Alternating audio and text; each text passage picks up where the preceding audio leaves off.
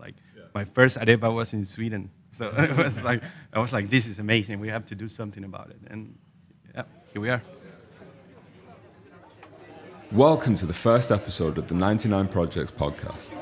I'm starting this season off by talking to three friends of mine who shared their story about starting a restaurant together. Santa Salsa is a unique and lively, almost cult Venezuelan arepa restaurant located inside a brewery in the industrial port district of Frihamnen in northeastern Stockholm.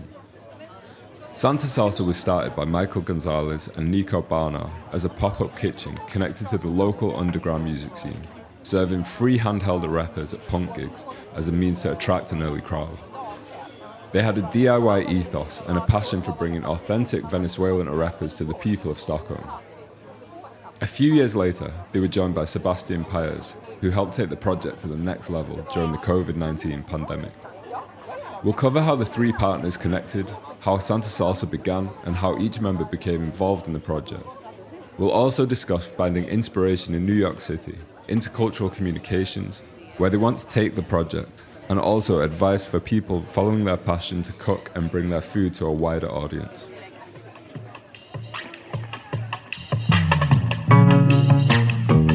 Welcome to the 99 Projects podcast, a weekly show that deep dives into creative and enterprising projects. Each week we'll uncover the people and stories behind intriguing ventures and discuss the results, outcomes, and lessons learned.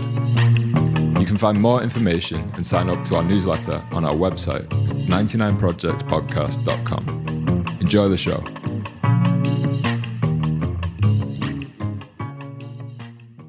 Yes, hello, I'm Maikel, one of the three members of Santa Salsa. I've been here in Stockholm from 2009. Yeah, that's me. I'm Nico. I'm also part of this amazing team called Santa Salsa. I've been in Sweden for a bit more than 6 years now, and I'm from Chile, from the north of Chile. Hi, I'm Seb. I'm born in Sweden, but my parents are from Chile. I joined Santa Salsa quite recently. So Maikel and Nico are the chefs in Santa Salsa. I am manager, and you say I'm quite new to the business. It's been a ride, but I'm having a lot of fun, and it's great to work with Nico, Maikel, and I. We are old friends as well, and it's been just a very nice way to bond closer, I think. And we still love each other. Michael, you mentioned that you moved to Stockholm 12 years ago. Yes, 2009. Yeah. So yeah. From From Venezuela, but before I lived in Barcelona 4 years. So in between Barcelona and Sweden, it was a gap that 2 years that I lived back in Venezuela, in Caracas. And then I made, together with another friend, this skate video called Santa Salsa. Yeah. That's where the name started. And then, I moved to Sweden, and I wasn't a chef or a cook or however making food before. I was always interested, but coming to Sweden, I couldn't find jobs in what I was doing before, that was films. And then I just started cooking, and I fall in love with it, with the job. And then I always loved the name Santa Salsa, and then here we are now. So that's the brief story about the name itself. Could we do a quick background with Nico and Seb as well? Absolutely. Yeah. Like I said before, I joined the project once I met Maikel working together here in Stockholm. But then I've been around a bit. I moved to Argentina, then I moved to the States. I live in New York for a while. Then shortly I came back to Chile, and then I decided to move to Sweden. So, life, I ended up working in the same kitchen with this guy, and I've been passionate about food, art, and music, and punk rock, and salsa, and everything. So we connect straight away. And then I saw the potential of the idea, the food and flavors. They even were like stranger for me, coming from the south of South America. It was like my first arepa was in Sweden. So it was like I was like, this is amazing. We have to do something about it. And yeah, here we are. Yeah, cool. Here I was part of a quite ambitious project, a gaming project. There was a quiz game about rock and roll called Rock Science. So it was a board game at first, but then we found some major investors that like connected to the music industry that wanted to make this digital and work with artists. But yeah, I think we were too early and didn't work out. And in the meantime, I've always had a passion for music, so my first jobs in Chile after film school was filming live gigs, and I made a music documentary. And when I moved back here, I was missing all that, being close to the music scene. And eventually I met Maikel, and I tried the arepas. So Maikel, Santa Salsa started out as a club night. Exactly. I remember that. Yeah. And it was like in 2014 or something, and you were giving away free arepas to the first people to arrive. And that's when I also, like Nico, had my very first arepa. Like Chilean food is very different. I was also surprised, like, what is this? It's so new for me. And then I also got like the dollar sign. I just said, like, you have a huge opportunity here. Like, no one is doing this. Or at least no one is doing this in this context, like more open and sharing this and downtown. And I also always said, like, I want to be part of this, but I don't have time and I don't have money. And then 8 years after that, it was the pandemic, and I still hadn't any money, but I had time. So no, but we were kind of in the same boat. I had gone to Hyper Island before that. I had completely different plans, but then the pandemic hit, and I got stuck here. And but we said, yeah, let's go for it. The restaurant industry was still working, and we were doing the pop-up thing. I wanted to scale it up, and but it worked. Yeah, we clicked as a team because we needed the experience, and Sebe is fluent. Of course, he was born in Sweden. I'm not, Nico either, so our Swedish is really basic. So we needed someone that we like, and we get along, and plus understand the language, and can do all the paperwork that it was so hard for us. So I think that was the project lifted up and started a new phase. And also, if I can add, it's also the cultural aspect that we were lacking of, because we were still foreigners both, you know. Then when Seb joined, he understand he's from here, so that was he could like make it work easier for the team, you know, like, okay, this is how we work here, or might be better, and at the same time we can do that speaking in my mother language, which is Spanish, so it worked very well for us. Could you describe what an arepa is? Well, arepa is bread made from corn flour. It's really popular in Venezuela and Colombia. Other countries might have it, but that's in Venezuela. It's like you eat it every day, and so it's a corn flour that you steka, grill, fry, yeah, not deep fry, but just pan fry, exactly. And you can feel it. You open it as a pita bread, more or less, to put an easy example, and then you can fill it up with whatever you can imagine or you feel like. So in Venezuela, you can eat it either for breakfast, for lunch, for dinner, after party. So it's like you can feel it from eggs, scrambled eggs, to beef, to fish, to chicken, beans. So it's really versatile. Versatile. And so yeah, that's a quick description, I think. So the perfect food. You can have it any time of day with anything in it. Basically, yes. Yeah. Yeah, and plus that it's the bread itself is vegan and gluten free. So that's when I actually as a foreigner from the Venezuelan culture, when I tried it for first time, I saw so much potential because it's so like friendly. You can eat it and have it in many ways. And Back in 2017, some friends and I organised a day-long music event in Stockholm and asked if Maikel and Nico would sell arepas for the audience and crew. The arepas were a hit and sold out early on during the evening. We had chosen Santa Salsa because arepas are gluten-free and can be made vegan, vegetarian, or with meat, which made it possible for pretty much everyone to find something that they could order. We're lucky about it. It's not that we plan it. It's just the way it is. So it's like, it's perfect. I never thought about it being from Venezuela. Like, it's gluten free. You don't have so many gluten intolerance in Venezuela actually, or if there is, it's not so well. How you say?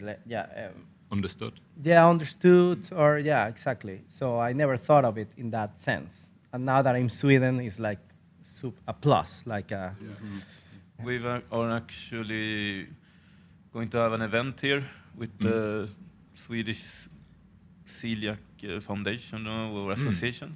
It's a national association for celiacs, which is great. The brewery also has a good selection of gluten-free beers. So I think we are in the few places in Stockholm, if not the only one that has gluten-free beer on tap. Yeah. So that's a cool thing to also bring forward. And also I think part of our intentions with this to be very inclusive, not only through the food, but also like the place or the vibe or the people that come here. So. What was it that made you think that the arepa could be the thing to take on? Was it this gig where you offered arepas for the people coming in early? actually, for me, I saw the opportunity when I was in New York before moving to Sweden. It's an arepa restaurant there. I never thought it could be an arepa restaurant outside Venezuela back in 2009. Then I went to New York and this place, Caracas Arepa Bar, and I was like, wow, they're doing it so well, and it was packed. So that stayed in my mind, like, okay. And when I started making food in Sweden, I was like, I want to be like these guys in Stockholm. As I say, I'm not a educated chef, but I learned by doing. And then it was great when I met Nico because I had a lot of ideas. And Nico, when he got to try the arepas, he came with more ideas and more techniques. So we worked with the arepas for years to make it as perfect as we're doing it now. It was a long process, but I always trusted on the concept, and it's a food I grew up with, and I was so glad that, as they say, Nico and Sebe, the first time they tried, they loved it. So it's been a undeveloped project. So yeah. Okay, yeah. So you mentioned that you were like self-taught. Are you both self-taught chefs? no, or I went to culinary school. I studied and then I went to New York, like looking for my dream of the top chef, fine dining, whatever. And then I got so disappointed, and I didn't like it. And I felt so frustrated until I came to Sweden, and I got to work at this restaurant called Cantina Real back in the day, and where I met Cristina, the head chef, and she told me like, you can also cook with like passion, and it's not all about like being fancy and expensive proteins, and it's more about like what you want to deliver, what's the message. So that was perfect timing when I got to meet Maikel and the arepa, because I really fell in love with food again, and I realized there was another way to get there. You don't need to be like only a fancy top chef to do whatever you really like. So for me, that was perfect. And like Maikel said, we've been working like in a technical aspect for so many years because we got to try different things, didn't work. And for me, that's the most fascinating part of this. Like it's like trying and learning new techniques and stuff. It's so interesting. So then taking that a step further, you started making them and you started doing it in like popping up in different places. I remember Santa Salsa had a few locations before it ended up here in the Stockholm Brewing Company. Could you talk a little bit about that journey of like going to different places, setting up, doing pop-ups? I mean, if I can say, when we were working together, me and Maikel at Cantina Real, we were doing arepas, but we were not like Santa Salsa itself. Yeah. I mean, we had the idea, concept, and everything, and we had some pop-ups. But then after that, I would say a few years after, we got to run this kitchen in the ethos back in days. Yeah. So we ran that small kitchen for almost a year. Exactly. And then we got to try a lot of stuff. That was super fun.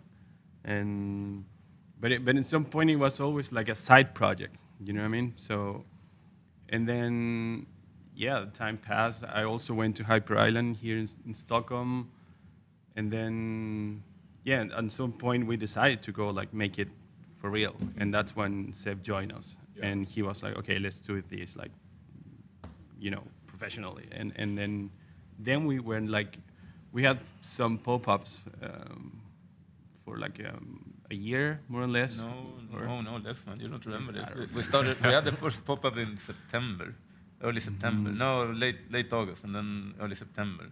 True. So it's like 8 months or like more or less.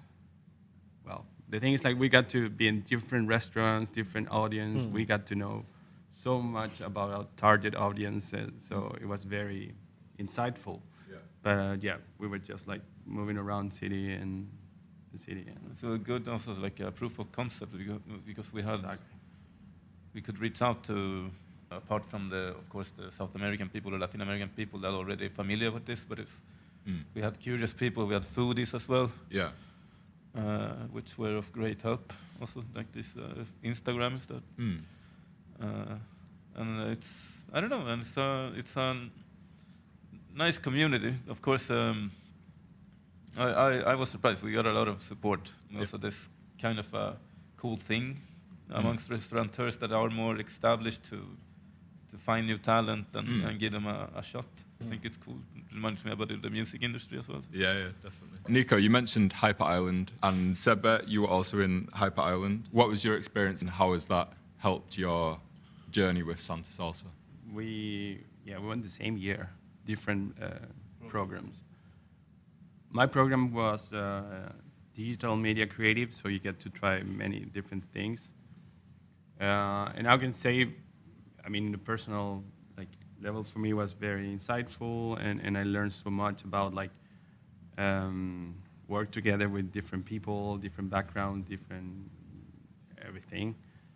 And so in my head, that was like, okay, this is a tool that I can use in anything that I do for the rest of my life, if I can say that. Yeah. But I never thought that I would ended up having a restaurant, if I'm being honest. It was also the pandemic world and the context, I felt kind of forced in a good way to follow my dreams, and I was like, okay, let's kind of apply all this method and tools to get where I want to get. Yeah. At Hyper Island, I did a business developer course, or program as they call it, and I wanted to apply everything I learned by doing during this crazy years of doing the gaming project. I wanted to put it into context. Yeah. And it's a creative school. So even if it's a business course, it's still very creative, and of course you have maybe more an emphasis on making things have more value that's beyond just the artistic or creative, and it's a lot of entrepreneurship as well. So it helped me a lot also with the project. Yeah. Apart from what the Hyper Island is known for, this teamwork or working with people, like the interpersonal relations during a project as well.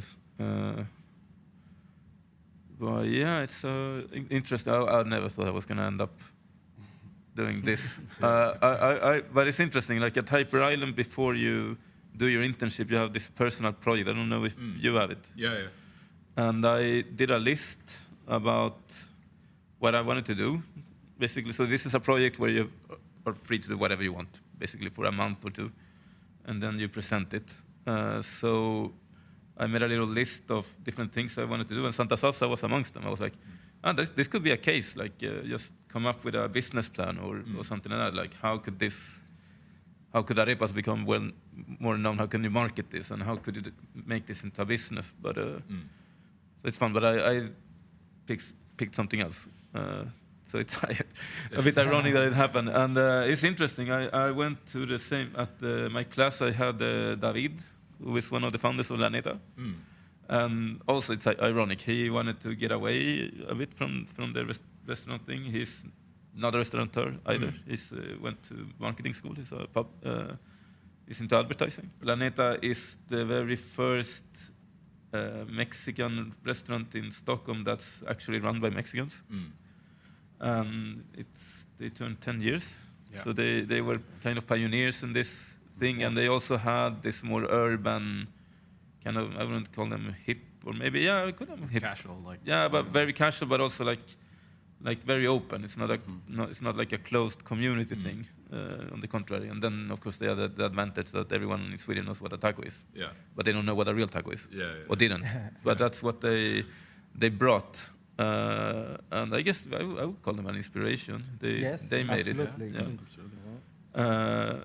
So now and then, me and David meet. He also the pandemic hit us hard. We were just graduating, and like it was very hard to find jobs within the more digital, creative, or marketing or whatever you would connect with what we studied.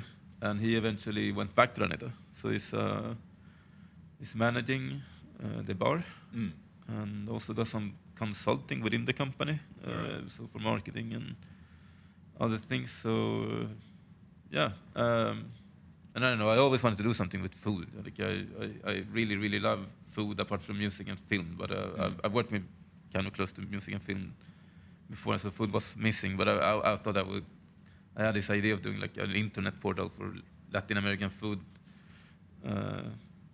something like that. But and if I was going to help Santa Salsa, I also saw me like more like a consultant and like managing and creating a company together with the guys. Yeah. Well, things turn out how they turn out. I'm still having fun, and there's a lot of potential to branch out as well with Santa Salsa. Like it's for us. I'm speaking for us now. Santa Salsa is not a restaurant really; it's a brand. So the first step is having a restaurant, but then you can do a lot of things. Cool. I want to get into the future of how you see this going, but just to quickly touch on Laneta, were they like mentors in any way, or like did you get their experience and they helped you like figure out how to make this work? We can also give them some credit since during this pop-up time we kind of worked together, and we had a pop-up actually at their bar, the new bar they opened. So they've been really friendly and really nice to us. So yeah, I can only say good stuff about them. But yeah, we haven't still working together after that. I would say, I don't know if like a mentorship relationship, but definitely, as Seb said before, for me at least was a good inspiration. You know, it was they started this 10 years ago and still going, and so credit for them. Yeah, coming from Caracas, that is a really big city, crowded, and Stockholm is not for me. Yeah. So I always get really happy or inspired directly, or how you say, like, it can be the concept, it can be how it looks the place, it can be the taste, but when it's some different food and especially from Latin America, I wish it was more offered here in Stockholm. So Laneta, it was like when I came to Sweden, they were about to open or something. I remember when they opened, I was like, oh yes. So yeah, it's inspiring in different ways.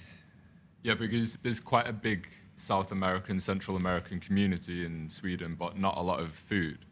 I mean, it's coming more and more. Exactly. But there's a lot Yeah. of Swedish versions of South American and Central American food. I hope as Laneta helped us to open our minds in a we can help also another people or to trust in their projects and to make this city more rich. And we are really open. We to anyone. It's been people coming and asking us about different things about how we run the business, and we are 100% open. And like instead of seeing it as a competitive thing, it's like more like I think if there is more different Latin food in Stockholm, it will get just better. It sounds like you're very open to experimentation with the concept, with the direction, with the food, other ideas and things coming into it. Where is Santa Salsa at now? With that in mind, where is it you want to take it?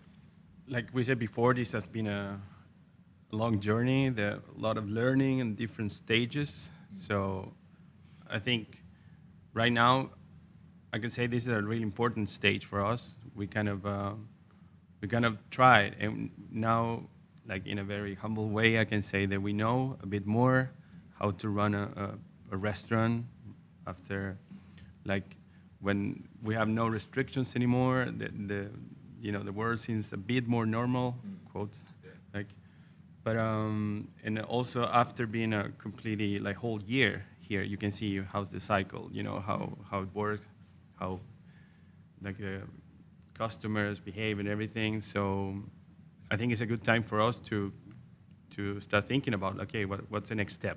And like Seb mentioned before, we consider Santa Salsa as a brand. So, and you also mentioned before, like we're very open to experiment and try different things. So we have some ideas for the future, like long term. But yeah, I think right now we're so like, okay, trying to reflect like what happened here, what have we done, what can we do. But for now, it's restaurant related, I could say. But there's still some more other projects and dreams that we would like to reach at some point. But We do have. I think it's gone quite fast though. It doesn't feel like it. We've been working so much, but yeah, last year or when we opened, I think that this year is first it was like trying out things, no, and now then we proved the concept. We saw what works. The response of the general public, which I think has been very interesting to see. And I think we also got a really good response from like established food critics. We've been featured in magazines. I think that will be an interesting thing to do next year, marketing-wise, but also like expanding a bit on doing things that are not strictly related with the restaurant, with serving food. Yeah. So we met recently we met some food bloggers, but that have been Swedish master chefs. I think it would be really cool to do some content together where they actually learn to cook arepas, but also other things that they tried here. The thing for me with having grown up in Sweden, but also living in Chile, which has a more, I would call it a more European cuisine, apart from some really, really native dishes, of course. But for me, the Venezuelan food experience has been very interesting for me. It's a lot of unexpected flavor combinations and also techniques. and ingredients. And ingredients, plantains. So that caught their attention. Because they're chefs, so I think that will be next step to also like parallel, like just to teach. Maybe we could do a cooking book at some point. But I think that's another area that we could get known. Yeah. Right. So I'd like to do that, like just like on a side project, I guess. But yeah, as Nico mentioned, there's a lot of things that you could do under this umbrella, no? But yeah, we have to prioritize things, of course. Yeah. It's a great story, like starting off in small restaurants, pop-ups, to getting your own place, and then being in magazines and getting famous chefs and podcast. Yeah. It just seems like it's going like step by step and getting better and better and stronger. Do you have any advice for people who are into food and maybe thinking about starting up something like this for themselves? Yes, well, many things, but I just something pop up now when you were talking, Yeah. and I've been talking to friends who want to start their business, and I think one of the key is to find a good team and to know yourself and know what are you positive sides, your negative, your more than negative, what are you good at and what you are not so good at, and so then you can make a balance and say, okay, I'm lack of this, so my I need to work with someone that is good at that. Yeah. I think a lot of people in this business, and I guess in many businesses and different areas, they know what they want, but they don't know how to get there, or they don't want to see what they need to get there. And I think that's my advice. Find a good team and get to know what you need to get to where you want. I can only agree with that. I think it's so important to have the right people next to you when it comes to this very long journey that you're gonna work a lot. You're gonna spend so many hours together, and yeah, you need to have someone that you can definitely trust in many ways. Like, so that's very important. Yeah. I think mentorships are quite important as well, especially if you're really, really new. I've never worked in hospitality. It was a crash course, So I did reach out to some people that I knew had been close to this industry, just asking for advice. And I think at least it's good to have a balance between the dreams but also reality. I would say.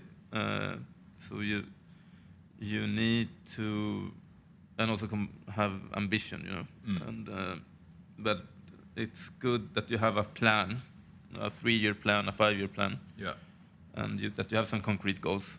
So it doesn't necessarily have to be, well, of course you have to have a cash flow, but at least for me, that was my lesson learned with the rock and roll game project. It's like you can't force it. When like you have to, at some point we were like really not growing at all and just wasting a bunch of money and no one was happy. It was really, really ugly times, and we should just have pulled the string. Yeah. So I think it's a good idea to also have these hyper-idle moments, but having reflection time and just take a break and like, how are we doing?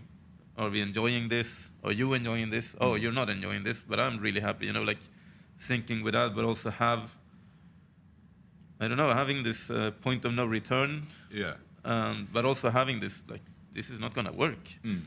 Like, be honest with it. Or this is working.